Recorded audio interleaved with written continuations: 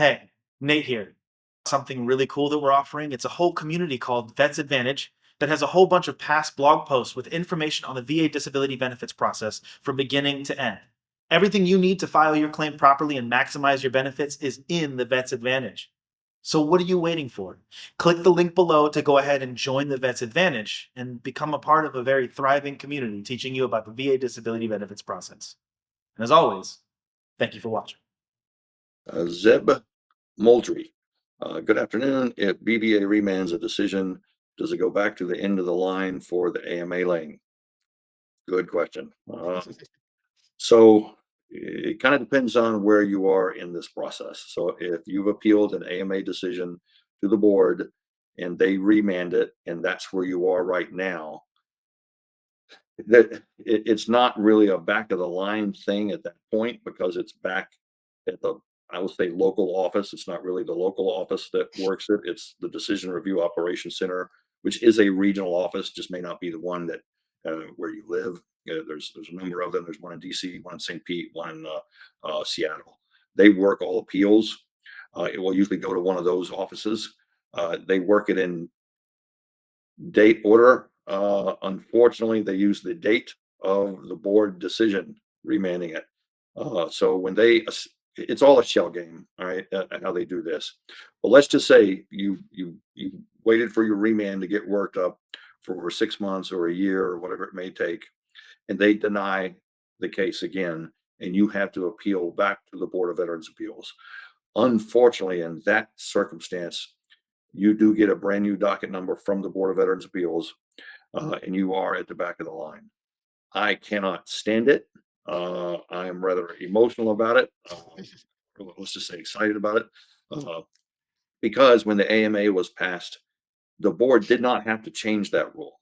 In other words, in the legacy process, when a remand went back to the board, which it did automatically if the regional office didn't grant the benefit, you kept your old docket number, so it resumed its place in line. So on remand, you wouldn't wait that long.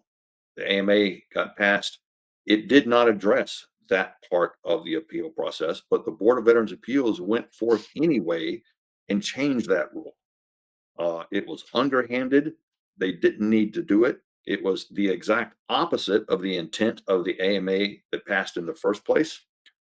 You should write your congressman, you should write the chairman of the Board of Veterans Appeals, and everybody should complain about it because it's BS. It should not have been changed. In my opinion, the board was expressly trying to dissuade people from appealing back to them in their quest to make their life a little easier, but the AMA didn't do that. So there you got my somewhat heartfelt opinion of it. But while you're at the local office, I said earlier, it's kind of a shell game. They go off the date of the remand to work it.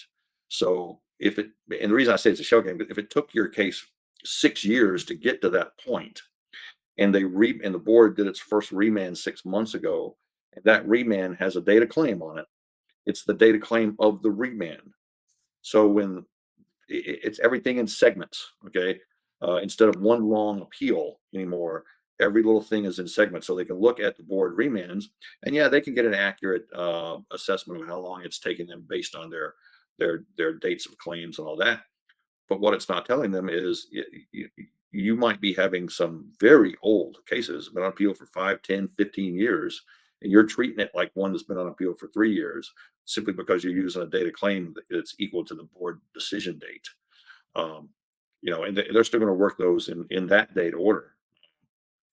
But yeah, it's frustrating. And VA will, they'll play with those numbers any way they can.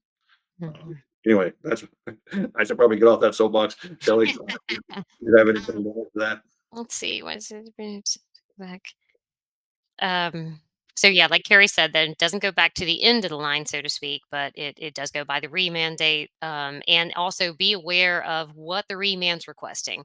Are they requesting a CMP exam? Are they requesting additional records? What is the workup that the board if any, is sending it back down for. And so, if you know that they've requested a new CMP exam and you haven't been set for a CMP exam, then be, looking for that. And if you are your own advocate and you see that there were records requested, or they're asking for private medical records, or whatever it is, that's the development that's going to be or should be completed at the regional office. And so the time it takes for them to make a decision could depend on what they're remanding for and what development is needed.